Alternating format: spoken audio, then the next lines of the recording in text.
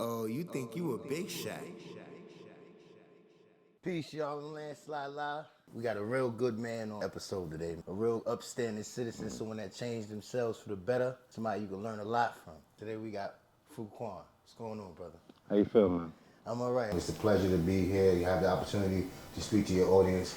You know how I feel and have opinions about things that are going on today in comparison to when I was out here and how things were, you know?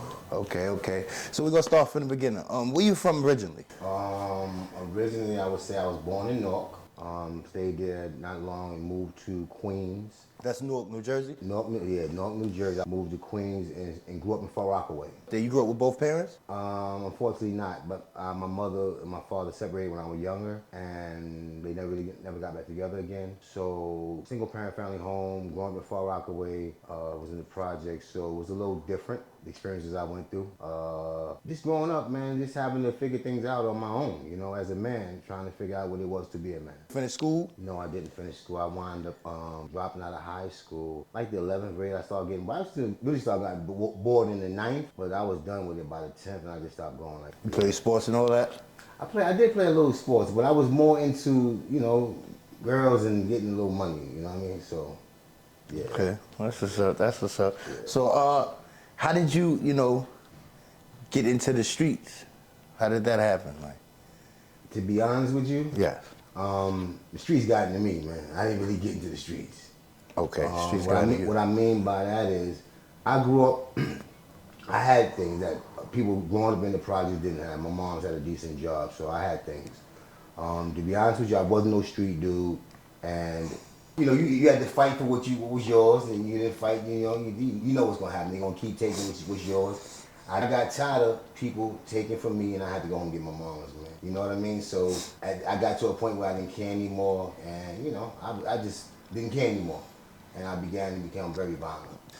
This is in the 70s, actually, in the beginning of the 70s when I was, you know, getting robbed and stuff like that. I'm a teenager, you know? But in the 80s, that was a whole nother level. We didn't even get there yet, so yeah. In the 70s, how was it? They used to say, back in the days, I've heard the elders say that, you can get scolded by your neighbors, things like that. Was it like that for you? 70s was, to me, it was a good time. It was a good time, to be honest, because you hadn't gotten to the point where drugs had decimated our community. I wasn't saying it wasn't there. It was there, dope and stuff like that in the 60s, 70s, coke and stuff like that. But our community wasn't decimated the way they became in the 80s. So kids can go outside and play and have a good time. You had to worry about getting shot, stuff like that. Was unheard of.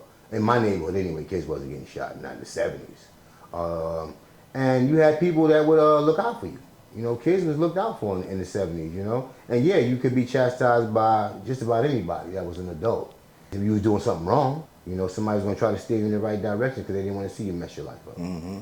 So that was a good thing. What about as far as the businesses in the neighborhood back then? Were they more like black owned? They had a lot of, I remember a lot of mom and pops. You can go in there and see black people behind the counter selling you stuff.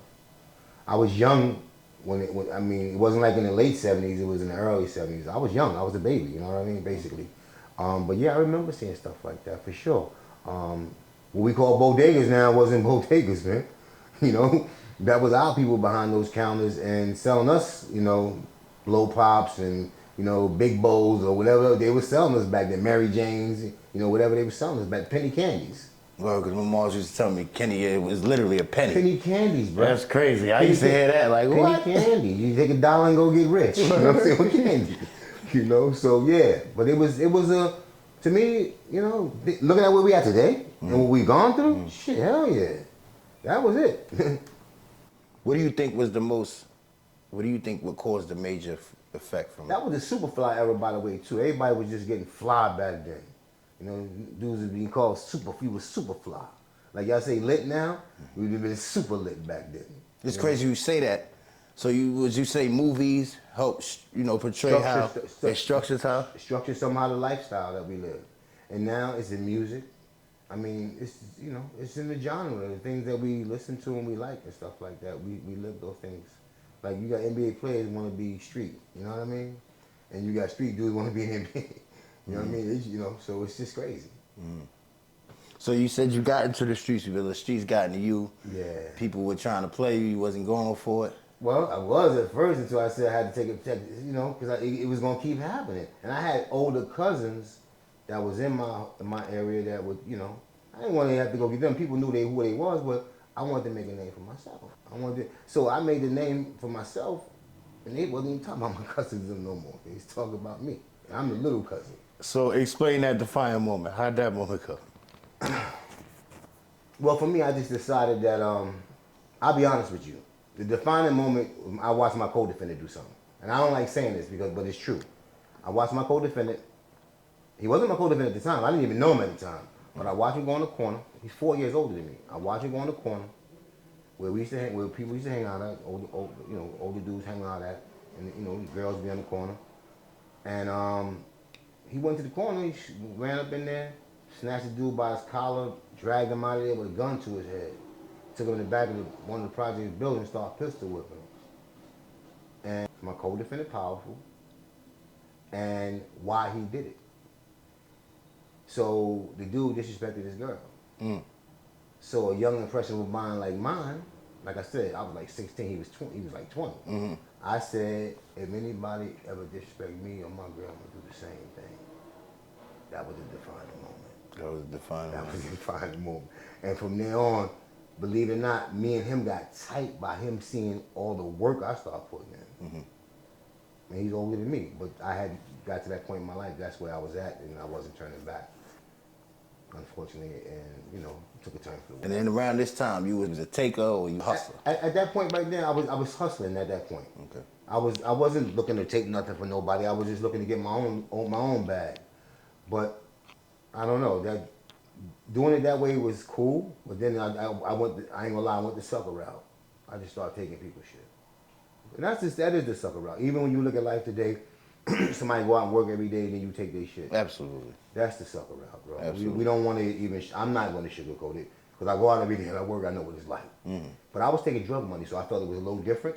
Now, you know, you say that, is that justifiable? Because I feel like, you know, if you in it. I don't think it's justifiable. Only reason why, because I shouldn't have been in the game at all. That's number one. But number two, the things that I would do to people that's in the game. Because now, like you said, they're in the game. So you think everything's justifiable then. You can do whatever you want to this nigga because he's in the game. And back then, you had to be violent because everybody had, not everybody, dudes that was pushing the weight and whatever they were doing, they may have a vest on, they definitely got guns on them. So you had to, I would come up usually just shoot somebody in their leg and then take their shit like that. Okay. You know what I mean? Because this way you thinking about not reaching for your gun, but reaching for you got shot. And then from there you take their gun or whatever, disable them or whatever, disarm them, and then you just go walk away or whatever you're gonna do.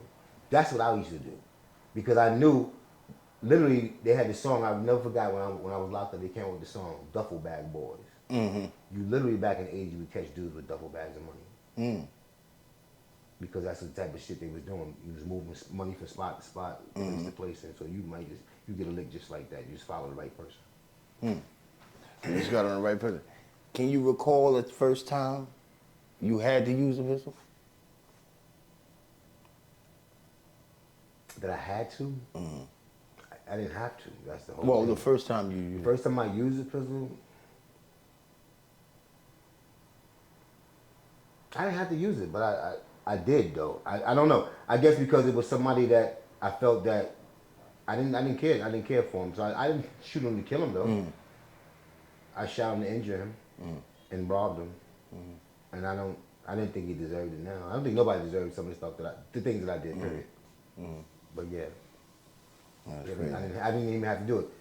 And it made me think back to some of the, things I've gone through in my life and some of the stuff that I did. I deserved it. Because some of the stuff that I did.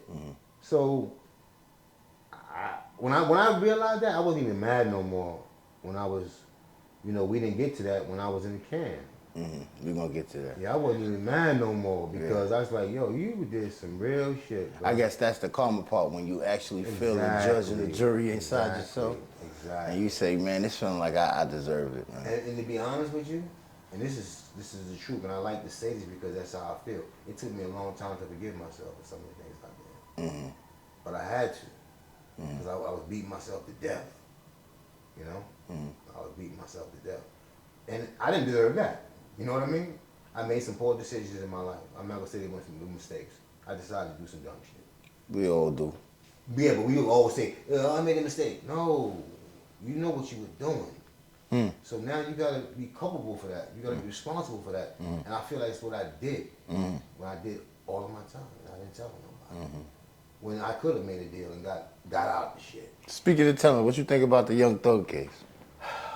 Man, first of all, he's not a thug. Isn't it the same dude? I just saw some social media stuff. He went rocking dresses. Now, what's that about?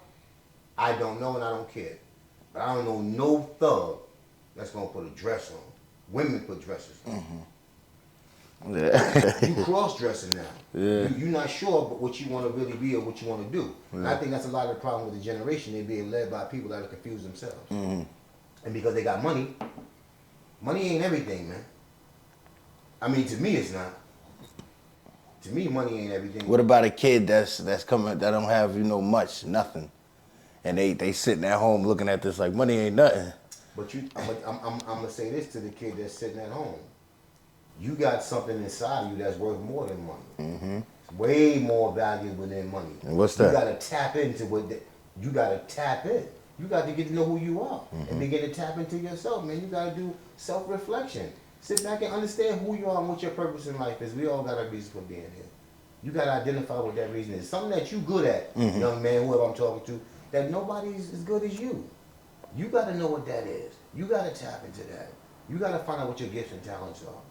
Just like I did. You know, it's not by coincidence that I did all my time. And you'll find out how much time I did. And to come out here and to bounce back the way that I did. That's karma. For the good that I did as well. You know? A lot of stuff we do, we think it's not going to come back on us. Whatever you put out, it's going to come back tenfold. It come back tenfold. Tenfold. So you got to put out good stuff, man. And I know people who are old dude, you know what stuff. Listen, I don't want for nothing. And I ain't trying to say I'm rich and all that other stuff. But I'm rich within my spirit and my soul, and I get what I need to survive. And I haven't even begun to branch out and do the things I need to do because I'm taking my time and getting to know me on the outside. You know, figuring me out, how I need to move, you know, and what I need to do. And that's going to take time. So I'm not in a rush. Not when you're purpose-driven, not when you got a reason for being there. You never rush. So you say for somebody to find their talent, they should sit and meditate on it. I didn't say, well, see, meditate to me means that you sit back and you think about things. I don't think you have to do that. I think that you know subconsciously in your own mind. If you get to know yourself, you don't know what to do. But you got to I can't tell you how to get to know you. You got to figure out how to get to know yourself. And that comes from getting to know tendencies about yourself, how you respond to things. I know I got a lot of work to do because I'm getting to know myself. But if you don't do that, you won't even know yourself. But I know now, okay, I got to correct that. That's not good. Or I got to work on this. Or this is a good quality I have. You know what I'm trying to say? You have to get to know yourself. I can't tell a person how to do that. But I know just like you think you be around your friends, you get to know them. Get to know you first, man. See how you move. You know, take yourself, I always like to do this. Watch a movie, right? Take yourself out of the movie. Take yourself out of the movie and just watch everybody else. See what's really going on. See how people are really responding. Don't say nothing all the time. Sometimes just listen. You know, that's how I learned how to move. To be honest, when I was inside, I shut the fuck up, looked around, I observed everything. Okay, this how I'm gonna move. And it was like a piece of cake for me to navigate my way through the life I was living at the time, and it was hell. Okay, so in that time, what was the demographic like? Who were the people that you had, let's say how you ate? Who were the people you ate off of? When we was in the hood, Yeah. Of course they looked like us. We was getting, of course it was us. We was feeding off each other. You didn't have gangs, you had crews, cliques, stuff like that back then that was getting money in different barrels, you know? So we fed off each other. We was feeding it to each other, and we was, robbing, killing each other for the money too. Yeah. So we was killing each other with the drug, even though crack heads live forever. You know what I mean? It wasn't dangerous. That just didn't kill They them. live forever. But it killed. It killed the environment. It killed us socially. It killed us mentally. Yeah, it did. It killed us. It literally. But I mean, physically, it did. Like see people OD and stuff like that. Crackheads, that didn't happen. They never OD'd. Right. They never. Crackheads is still smoking crack for 30 years. Yeah, 30 years. Yeah. But I don't want to make. I'm not trying to be. That was the physical part. But Yes. I'm saying what it did to us as a people. We still Morally. Right. We haven't even began to recover from that. I tell my son, like, he's witnessing like the last of the because of gentrification, he's witnessing like the last of the last line of that era, like the gangster. Because I feel like the guns. My mother said back in the days you didn't really hear guns. Then crack came and it caused people to go crazy. And then now we got gentrification. They don't remove the drugs. These kids are like the last line. They beefing over just where you from. Basically. You see what I'm saying? And you said there wasn't a lot of guns. There were guns, but everybody wasn't carrying it. And then you didn't handle beef. Everything wasn't a gun. With gun. Okay. Everything wasn't with a gun. Like, you might get a baseball bat. You know what I mean? But it was about showing that you can win. You're a man first. So men will deal with the issues as men. Me and you. What's up? All right. We take our gun and you hold that. And knuckle up. Absolutely. If anything. Because it ain't worth killing you over. Like, everything ain't worth dying over. And this generation has the mentality that there's no tomorrow. I don't even think they think about that. That's why I said there's no tomorrow for them. Yeah. It's right. It's the moment. Yeah. It's not even today. It's just the moment they're in right now. It's it. Literally. So when you see that, you say to yourself, man, that's a loss. That's a loss. You don't want to. You're not definitely give. I know I'm not definitely giving up on them. Was it like this in the they're crack a lost era? cause when you think about it. When you think like that, that's a lost cause. Like, what are you gonna do with somebody like that? They don't want to hear nothing. Yeah. They don't. And when you think about, I like to talk about this because people not aware. You talking about your audience. The leading cause of death for teenagers. They're supposed to be really the best part of your life, best time of your life. The leading cause of death for them is homicide. The second leading cause of death for them is suicide. Teenagers. That's crazy. And we don't talk about it, and this you can Google it right now. We don't talk about it because it's happening to our kids. And nobody cares about our kids. But let that didn't happen, people getting shot and killed, predominantly white people that happened to, disproportionately to the numbers that we make up too. We make up less than 13% of the population, so maybe less than that now. But the point is that we're dying at a faster rate than they are, and we're a very small population compared to them. So we talking about per capita number of people, and this is our youth we're talking about. This is the best part, right? Our youth dying and killing themselves. You think it's the music, or you think it's? I don't want to blame it on one thing, but because how you're raised plays a role too. Because you can listen to something and know better because you were taught differently. To understand that shit is just music.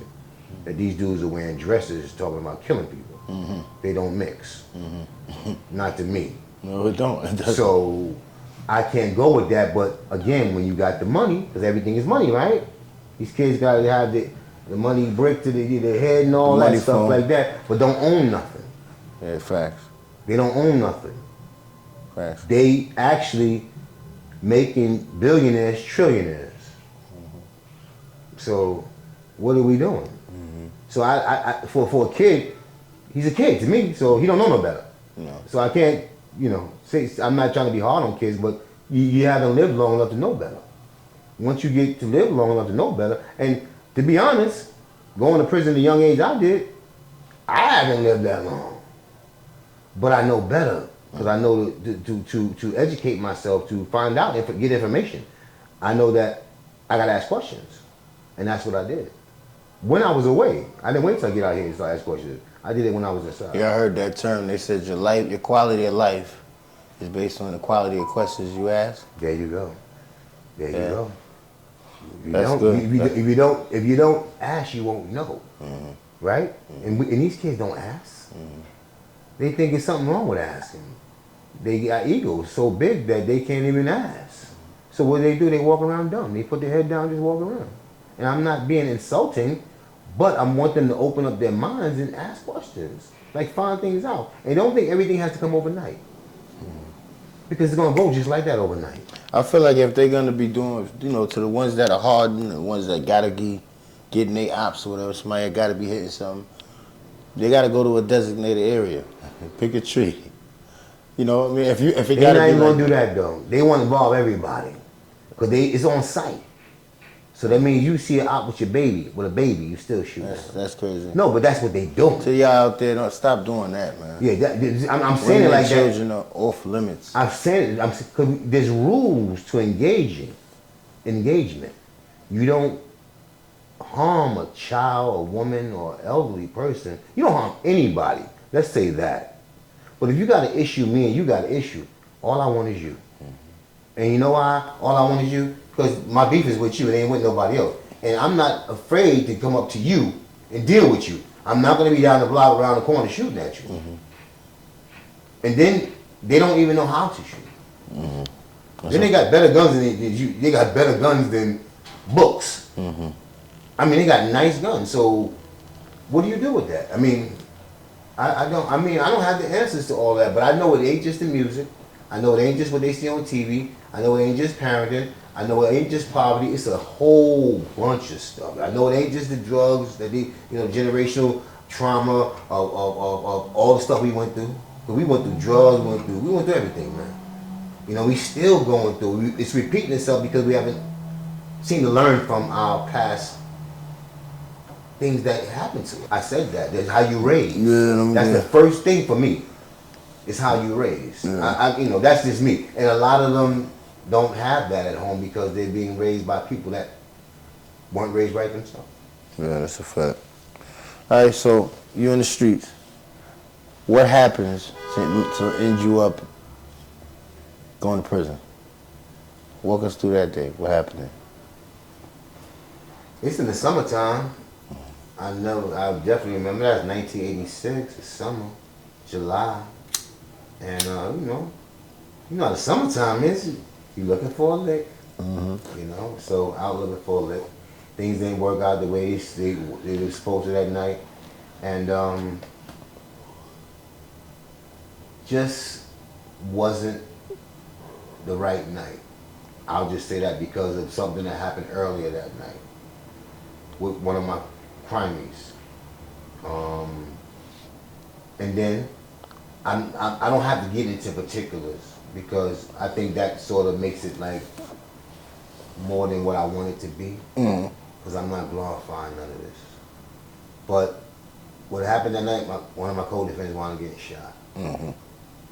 Because he wasn't doing what he's supposed to have been doing. Got shot. Literally could have left him there. Didn't have to go back for him. Went back for him. The person that shot him though didn't realize was law enforcement. And wind up, me and his brother the brother that got shot, me and his brother wound up killing the law enforcement agent, taking his vehicle, putting my co-defendant in there and taking him to the hospital. Okay. And after that, he was also shot 4 times in the neck and the back and paralyzed, by the way. This is your co-defendant? Yes. Okay, so moving forward, so now, what was your charge? What was your charge? Murder in second degree, murder in second degree, criminal possession of a weapon, and first degree robbery. Felony murder too. Murder committed in the commission of a robbery. It becomes felony murder. And I also was rearrested while I was in prison. I got arrested for this case and rearrested while in prison for shooting a drug dealer. So I was facing attempted murder and a murder. I wound up going to trial for the second case, the one I got rearrested for first. And I wound up not beating it.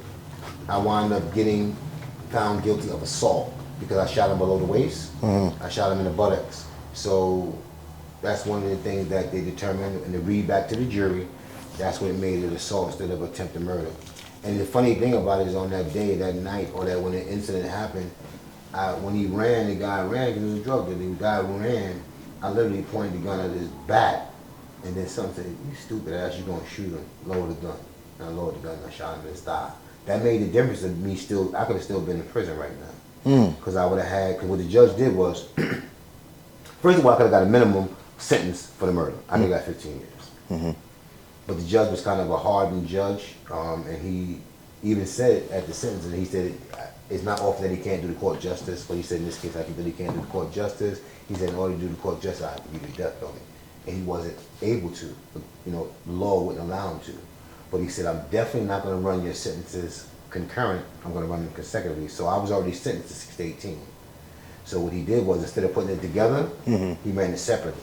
So 6 to 18 and 25 running separately would be 31 years to life instead of 25 years to life. So, but if I would have shot him in the back, I would have got 12 and a half to 25 running wild with 25 to life, which would have been 37 and a half years. So I would still be in prison right now. Actually, I'd be here to go to board. Because I've been home 6 now. I did 31 and been home 6, so that's 37. So you basically, that was God talking to you.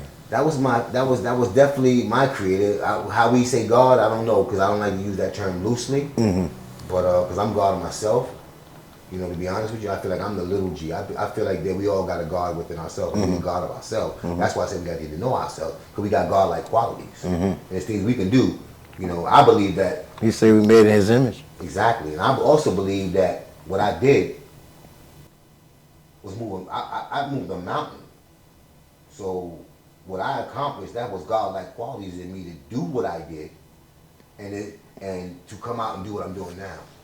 And people that know me, that may watch this, that did time with me, they know I was a standoffish dude. I stayed to myself. I was getting to know me back then. Used to be in the yard doing yoga by myself in the corner, away from everybody. And they would say, "Yo, who's that dude over there?" "Oh, that's the OG FRUQUAN from PLY." "What are you doing?" "He doing yoga." "You doing yoga? Why are you doing yoga?" My zen. They didn't understand. But, you know, I'm sitting there thinking about life after prison, what I'm going to be doing, what I want to be doing. You know what I'm saying? Creating what I'm thinking about. And literally, that's what I've done since I've been walked out the door. Literally. Okay. To walk in this apartment. To getting this apartment right here was done before I got out of prison. All right? Before I went to the board, I made this happen 2016, May. My sister moved in here in order for me to be able to have a parole place to be paroled to 6 months later, which was January. I got parole 2017. Made it happen. Well done. Just telling you. Just telling you. We got, so, you know, dudes, everybody think they get in reversal. That's one of the things as soon as you get the time, I'm going to the law library. But not realizing dudes fight cases for years, on top of years, and then it comes to a point where they start to set in that after everybody done got denied at every level, you can go to the Supreme Court if you want to. That's the last level. But most people don't do that because they don't hear our cases. So then you realize, okay, I'm not going nowhere. So then you began to try to figure out, well, how I'm going to do this time. You know, what am I going to do, how I'm going to do it. Some people go get high. I'll be honest with you. Some people go play ball all day, every day. All day, every day. Every day. You know, so it depends on where you're at in your life, what you want to do. I was at a point where I was trying to fix myself. So I've been first fixing myself, then help others to fix themselves. I'm being honest. That's all I was doing. I went to the point where I literally, because of the name, the connotation that came with the name FRUQUAN, I asked people not to call me that. Because it was too much. It wasn't like it was heavy to carry. I didn't want the bird to carry the fucking name. What came behind the name? It was FRUQUAN from Far Rockaway that killed the cop. You understand what I'm saying? That's what they used to say. So I didn't want that no more. I wanted to let that go. So I told people. People thought I was crazy. Right in Sing Sing. Don't call me FRUQUAN no more. Call me Tony. Call me Tony. Just like that. You just. And when I first I said, don't call me FRUQUAN no more. Dude said, what are you gonna call you then? You don't call me Tony. He said, like the tiger? I said, nigga, I'm brave. Just like that. Just like that, I said it. So it was like, it was funny, but it was true because, yeah, I'm great. I don't need the name. I don't need that. I mean, I can let that go. You know what I mean? I know who I was. I know what I did. And all of it wasn't good. You know what I mean? But I accept myself and my rights and my wrongs. And I own up to them. And I paid for them. You know, I did 31 years. How many times you went to the board? I actually, man, was fortunate. They actually, by the time I went to the board, because they was hitting people so much, you know, the story is this for me. The month before I went to the board, and people that know, a dude killed himself. He had went to 10 boards. He got hit in the jail I was in. He got hit the month before I went, and he killed himself. He said, "I can't take it no more. I haven't done anything in 40 years, and y'all still hitting me at the parole board. I can't change it what I did, and I want the media to know, and I'm killing myself for this reason." And that's what he did. And you know what happened? They had special things going on with this parole board, special people watching now. They monitoring how many people going, how many people getting hit. They start looking at things a little differently under a different microscope. So when I went, fortunately, I had to go back again. I had to go back in because they wanted some information. They wanted actually, which is what I posted one day on my Facebook, they wanted the judge's sentencing minutes. Now, I had them. They didn't have them because, mind you, I got sentenced in '89. This is 2017. So all the archives and stuff is lost. They can't find that stuff. But I'm glad that they didn't because the judge recommended, I tell you, the judge said that he can't do the case justice. So they might have felt like, oh, you got to get hit for that. You know, but I didn't get hit. I went to another board. I had a whole different board because the people I had wasn't good anyway. But I had a whole other board, and you know, I went in there and I confessed, man, to my sins, man, with things I did, not just then, period, my life, like I was wrong, and I'm sorry for it, and that's all they want to hear. You having insight, that's number one, and I had insight to who I was, what I did, and how fucked up it was. And I took a long time to forgive myself once I realized what I did. Not just to the victims. I say victims. What I did to my family, bro. You know?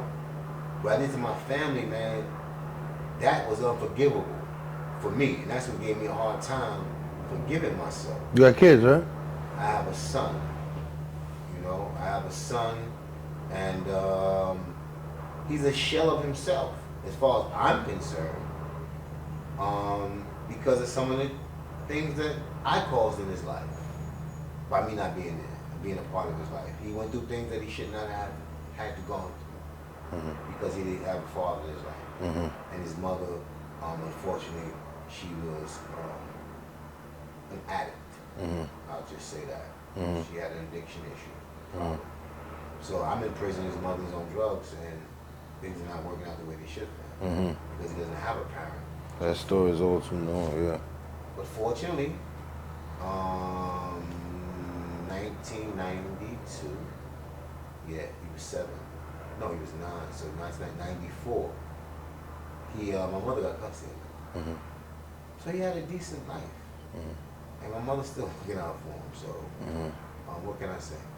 He's 37 now. But because of the trauma that he went through and he never healed from, to him it's like yesterday I left him, and he looks at me that way. He looks at me as if I'm his enemy, not his father. And he's at a place in his life now where I guess he don't know how to forgive, or he just don't want to. And he don't want to forgive because I can be the reason why either he's in the situation he's in, or if he don't make it, he can blame me. And I used to do the same thing with my father. You know, to be honest with you.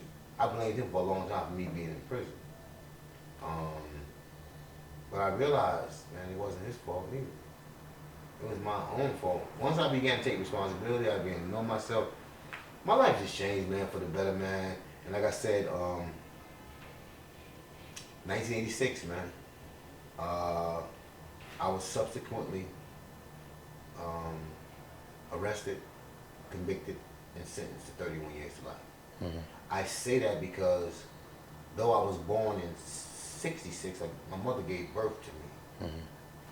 I always like to say that in 1986, 20 years later, when I went to prison, I gave birth to myself. and became what I could potentially be. Is what you see. Mm-hmm. You know. So Good man. try to be. Right. I always say that yet, but I'm getting there. I'm trying to be a good man. You know. I still fight with myself, bro. Like people don't understand when you have a lifestyle you live for so long and you gotta unlearn different things. And I still carry some of this shit with me in the streets because I have to. What are some of the things you came home to that had you just like, yo? Like, I know I did a little time, and I realized, like, when I came home, the doors and everything just felt so flimsy. I felt like I could run through everything in the place. Everything looks different when you come home. It doesn't look real in a way. You know I feel like it's this. How could I be protected by this? Right. It doesn't think. Yeah. So things were weird when I first came home. Everything, I felt like I was bigger. Mm-hmm. Things looked smaller than me for some reason. I don't know why, but I'll say, you said what's the most thing that's also. Yeah, like what had you like this? What was the most shocking? Like what was that? Like the shock culture? Like how you could? It's like, oh my God, this is crazy. Cause you know you in there. Because I'm gonna tell you something. I was preparing for this shit when I was away, man. It wasn't like I wasn't in tune, not watching. Well, I had TV too, but at the end of my bed. But I used to definitely look at magazines all the time. But I would say, young people are disrespectful, bro. I would say that shocked me a lot, man. How disrespectful young people are, man. Because growing up, for me, but I get it too, it's a different generation. But growing up for me, you were just taught to respect adults. Yeah. Period. But now I'm not saying you respected a bum on the corner, but it was still respect. You know, it was just something different than what I see today. It's almost like this generation hates older generation. It's like there's a hate there, you know. It's definitely no respect, but it also seems that there's a little hate there, and I don't know where that comes from. But I guess that I used to hear stories about how older brothers would take advantage of people, you know what I'm saying, and stuff like that, you know, misuse our young girls too, you know. So I guess it would come from that probably a place. Or I used to hear stories about how people used to take advantage of this gang raping and all types of stuff going on out here. And there's no trust amongst us. It doesn't seem like we don't seem trusting as a people to me. Like that's one thing that caught me off guard too. You speak to somebody and they look at you like, what the fuck are you speaking to me for? Mm-hmm. That type of shit. Or you look at a young brother and you smile at him. And the nigga like grill you up. Mm-hmm. Like he want to do something to you. So I learned that, you know, it's a different wave right now that's going on with our people, man, and we in a bad state. I feel like, man, we in a bad state. I feel like here's a good analogy, and I don't mean to say that, but like we say you got the Chiefs and the Eagles, you got white people and black people, Chiefs and the Eagles, and you have some of the special teams from the Eagles just love the Chiefs. You know, we just love the Chiefs. But we trying, the special teams Eagles come over to the Chiefs. We the Chiefs, and we really rock with them. But then we're complaining about the rest of the Eagles. And then we'll go to the Eagles with some of the Eagles, like, this is wrong. But we got the Eagles right here with us. Right. That make any sense? Right. And it's crazy because that's our main. You know what I mean? Right. I think that's a big problem. I'm not saying that it's like when your analogy is that we are fraternizing with people we shouldn't be. No, I don't want to say that because it's like you're wrong for saying that, but it's kind of like we the only people everybody know not to jack, but we jack everybody. We like a bus seat. I got what you said. But that becomes with the unity again. We jacking everybody because we don't want to jack ourselves. But I think that's because I think it starts with like owning and controlling your own. Because when somebody else, once me and you got to go to him for some money, he can always come up. But we can't own and control our own because we're not gonna buy our own stuff. Because there's a unity. So much. We hate to see other ones somebody else doing good that look like us. We better go on the block about.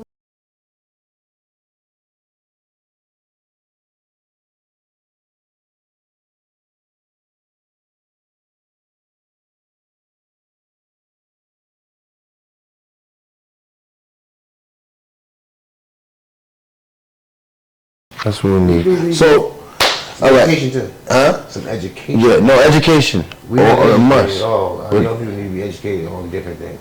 Yes. Yeah. Literally, education is a must. In all things, and just some discipline, because some straightening. Yeah. Some straightening. What's straightening on? Put some straightening on. Some straight. All right, so now, you go to the parole board. What was the feeling like when they said you're going? I didn't believe it. I thought they was playing over the game. Man. I thought they were going to snatch this joint back all the way to the time I walked out the door, man. You literally can't believe it, man. Because this is another thing. You've seen people get their decisions rescinded. Really? Yeah. Yes. You get a decision that you won, they appeal, and you get your shit snatched back. But why would they do that? Because they can. What? Yes. I've seen that. But what would be I seen a dude going home. Literally, he was going home. He was supposed to go home. And he stopped the date. He had all his plans, the clothes he was going to wear, on the phone, talk to his family, happy, go lucky. And he couldn't get right after that. Even when he went back to the board and they told him he was going home again, they let him go, he couldn't get right though. Because his mind was fucked up when you took it back from him. So I was thinking that it's not, I didn't want to fuck myself up like that. I said, they gonna fuck around and snap this shit. What was the reason for that? They appealed. Oh, they appealed, and what happened was, in this particular instance, the victim didn't get a chance to make an impact statement. So they made a decision without the victim's impact statement. Oh, so that's how it goes. If there's a victim, you gotta have a victim impact statement. You have to give the victim a chance. So in the appeal, they put that in there and they denied it for that reason. I mean, they rescinded it for that reason. You get to go back to another board though. You don't lose the date totally. You go back to another board. So I think he went back to another board and he made it though. But then I see people not make it. You just go back to another board and they get to hear the victim statement. Wow. So you go to the board, they tell you. So how long is the process from the time they tell you to the time you walk out the door and you're free? You talking for me? No, if for anybody who's being released. So anybody being released 90 days. 90 days. I can get your decision. Yeah, so you gotta wait that out. It's a lot you go through too in 90 days. You dudes might try you because you short now. Yeah. Yeah, dudes do simple stuff like that. Not really a lot, but now you know you ain't trying to lose nothing, so you gonna move differently. Some dudes don't go out to the yard no more after that. You gotta move differently now. You got the date now. You ain't trying to lose your date, cause anything can happen. You know anybody that have it? Like lost dates, yeah. All the time, I know dudes lost dates on their own dumbness, smoking weed. 90 days go home and get dirty urine. Yeah, stupid shit. And once you get that, you have to stay there and do whatever time. He lost his date because he got a disciplinary. See, it's incumbent upon you having a clean disciplinary. So if you violate that and before you get the date, before you go home, you're gonna get disciplined. Wow. So they can take your date back from you, or they can push your date back and make you do the time, whatever decision they make, do that, and then they will let you go. Or sometimes they just say, you know what, don't do it again, man. Don't be stupid like that. Go ahead on. Mm-hmm. It depends. Let that man out. That man gotta let it suffer. That's why I said we got own worst. Why you smoking weed when you know you can go to the free world and you smoke as much as you want? Yeah. Why jeopardize your freedom? Yeah. For bud, bro? Yeah, that's a fact. Come on, think about it. Bud is better than freedom? Mm-hmm. You lost it, bro. Mm-hmm. Wait, bro, you got 90 days. Mm-hmm. You don't need nothing. I'm trying to go you supposed to be lit off that. Yes, you are. That's the point. I'm not doing nothing wrong. What you high as hell? Shit, you think all the ass you gonna get? Come on, man. What? But yeah, that happens, man. So, that was it, man. That was the journey in a nutshell. But for me, you getting to the point where I got to that point in my life. What happened in my life that got me to that point where I was ready to do right? Actually, I was in a box. And talking about getting that reversal, I got a decision back while I was in the box saying that I'm dead. Court process is finished for you unless you want to try to go to the feds or the Supreme Court. I don't have a federal case. Supreme Court ain't gonna hear my case. So that means I'm done in the state. So that means I had to do the time.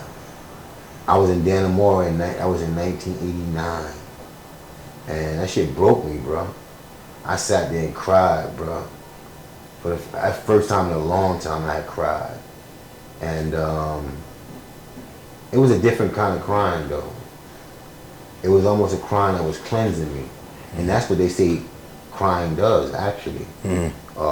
There's certain poisons and toxins in your tears, and the only way you can get them out is through your tear ducts. This ain't me saying this. This is scientists. They study the tears, and they did some of the most deadliest toxins is in your tears. So usually when you cry, after a good cry, you feel better. And so it's not just that you crying, letting things out, that you releasing poison off your body as well. So this cry was a cleansing for me, and I thought about all the shit I had done, and that, you know, this is what you get. This is what you get. I thought about all the people I tried to impress. I thought about all that shit, man, what got me here. I thought about my girl that wasn't with me no more. And, you know, I let that shit go. And when I got out of the box, I didn't carry no more weapons, man. And I started going to school to get my fucking GED, bro. And no bullshit, I got my GED. It wasn't even like hard. You know, when I got my GED, immediately began to feel better about myself and what I could do in life and what I could achieve. Because I'm like, whoa, man, I bullshitted through school. I ain't trying to. I went and got my GED. I felt so much good. Because you always gonna feel better when you accomplish something. You know, so accomplishing that made me want to accomplish more things, and I began to do that. You know, all the way to going to school, associate's degree, bachelor's degree, master's degree. And this is all while incarcerated?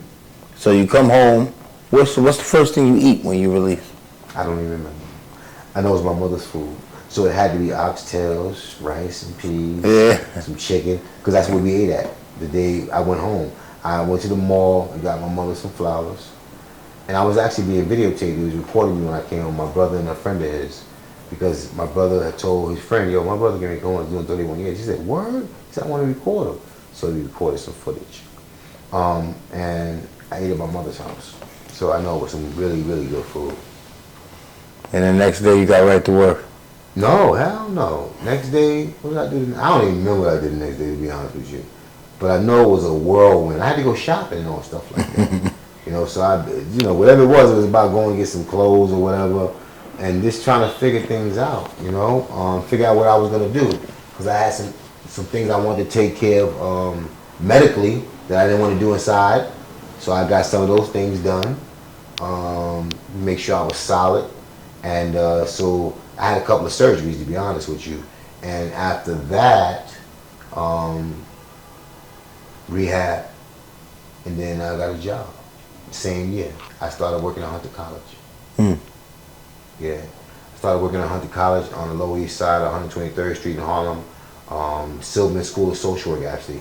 That's why none of this is a coincidence for me that I was doing that stuff inside of prison, and then it translated right out here. Again, my first job was literally the Silverman School of Social Work, and I told you I was working inside with social workers. And then my next job, which was a year later, I curved them. 1 year later, I curved them and got a job doing similar work at the Department of Health and Mental Hygiene, where I work at now in the city. I've been working there for 4 years now. So, got my 5-year anniversary coming up in November. Dope. That's what's good, man. Yeah, man. It's just light stuff, though, because I haven't begun to do some of the stuff that I really want to do, become more outspoken, become more politically savvy and outspoken about politics, because everything is about politics. And that's why we're not getting things we want done in our communities, because we're not politically savvy.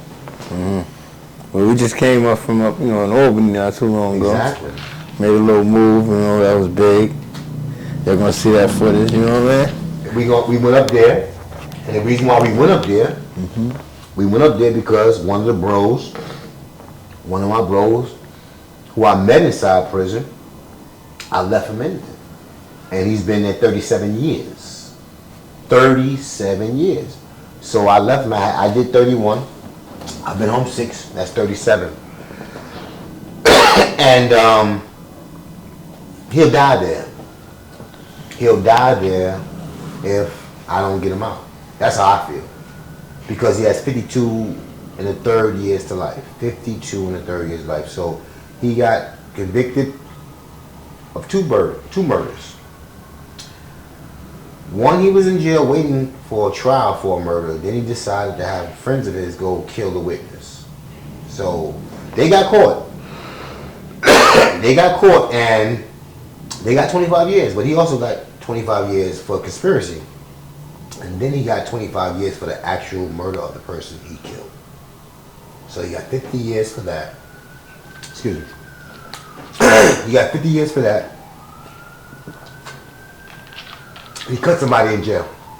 He got caught. And he got 2 and a third for that. So they ran that wild. So now he has 52 and a third years to life. But he's been there 37. And he's almost 60. And he's ready to give up. I'm not saying ready to give up like that, but he's just holding on. Just holding on. Almost 40 years in prison is a long time. It's too long. But I come from that generation, though, that cloth, where when I was given the OG handbook, and OG for me stands for original gangster. Not old gangster or whatever they say it is. It's original, young people, so you know. Original gangster, that's an OG. And the handbook said, page 1, chapter 2, verse 3, never leave a fallen soldier behind. And that's what we doing here. We going back for my comrade. That's what we did when we went to Albany and met with some legislators and try to get this bill passed. Yes, sir. So that we can get some elderly people out of prison. Because he's considered elderly. You know? And that's what it is, man, for me, man. And that's one thing that I want to get a message across, too. When you're in the streets, there is some code of conducts and code of ethics out there as well that we lived by back then that y'all never understand today. Y'all never understand it. And one of those things is what I'm doing right now for the brother, man. You know, going up to Albany, making sure he good, going to visit him. You know, the police asked me the last time I was up there, yo, you ain't tired of this yet? And you know what I shouted at him? Free Derek Carnegie. He said, what? I said, free Derek Carnegie. He said, oh, okay. Yeah, oh, okay. Let my bro go. You won't see me no more. You know, so that's what it is for me as far as that is concerned. The last thing I'll say about that prison experience for me, keep in mind that it'll never define me. Those circumstances I went through in prison or the times I did in prison. And I don't let no one's label or opinion of me can become my reality. So how people see me is not my reality, how you see me. It's how I see my fucking self. But no one's label or opinion of me is my reality. That's number one. Number two, that experience doesn't define me. It developed me. It's a difference. Being defined and developed. And that's what we want to do when we begin to develop ourselves. That's what it is. All right, man. So this was big. Anything you want to tell the people? Any followers you got? You know. Not really. On Instagram though, Bang 123. Bang stands for Build a New Generation. That's something I'm working on now. My non-for-profit up here in Harlem. I'm in Harlem, so I didn't go back to Far Rockaway because even when I go out there nowadays, it's still like, you know, people think that I'm on that same thing, and I don't want to be around people that are scared, you know. So I don't go out there. I've been living in Harlem 6 years. It's crazy around here. I'm on Links and 130th. It's kind of wild out here, 2 young boys, but they know me around here, and they see what I'm trying to do. I'm trying to help. And, yeah, so that's what I'm doing out here, trying to work with the young brothers. I try to get them jobs. So I Also, got. you working with the migrants right now. Oh yeah. Well, that's something different. That's something different. With my job with the city, first I'm gonna deal with nonprofit. The nonprofit stuff is that I'm connected with UPS managers. So what I try to do with young people on my own time is try to find jobs for them. So if I see a young person, there's a brother named Sharif in the bodega. He knows all the kids around here. He watch them grow up. He knows who's who. So he always tells them about me. He tells them, yo, you want a job? I know somebody that can get you a job. He used to be in trouble just like you. When he was younger, he changed his life. You can get a job. So I'm working with a young brother right now named Ace. He's one of the dudes in the community trying to do better. You know what I'm saying? So I'm trying to get him a job right now. I actually have him a job right now with UPS. So my non-for-profit is Dan Autumn, and that's my first two grandchildren. I always say I'm not a father, I'm not really a grandfather neither, but those are my son's children, and I named the organization after them. I took my grandson's first name, my man child. I call him my man child. This dude he's an awesome dude. So I took his first name, which is DeAndre. I call it Dan Autumn. My granddaughter's name is Autumn, so I call it DeAndre. I call it Dan Autumn. That's the organization's name, and it's an honor to them. They're fortunate enough to have a better opportunity that I had growing up, where they live at and everything. So I'm happy for them. But there's so many young people, like my grandson. He plays football for white kids in Long Island, and I tell you, man, I be enjoying him just tearing them up, man. Just running through the whole white team, you know what I'm saying? So it's always a pleasure to see that. But I also realize that they're fortunate enough that I want them to have an organization in their name that kids that don't have the opportunity they have, and that they could be a part of helping them. So that's what I'm doing with that. And with the job right now, it's crazy. So I work, like I said, with the Department of Health and Mental Hygiene. So what that means is that I'm a part of the units that's going around the city that's helping people maintain their emotional stability. So I go out and I see clients. I go out with a social worker, and I come from my point of view. We know what social work is, but we don't understand how a person in my position can help a person that's really out there in the streets, out there, that's doing, going through something. After what I've gone through, to be able to come through that, I'm able to, with my lived experience, to help others to come through it as well. So that's how we work together as a team, the social workers. But the new ask that I got, I always get asked by the mayor to do whatever the city needs to be done when it comes to mental health. So, but recently we had a incident at the Brooklyn Navy Yard where we had a asylum seeker, one of the migrants, attempt suicide. And he attempted suicide, I think, because he was depressed. And a lot of them are depressed because, first of all, they come a long way. I met a young man. This was a young man. He was 20 years old. He said he traveled not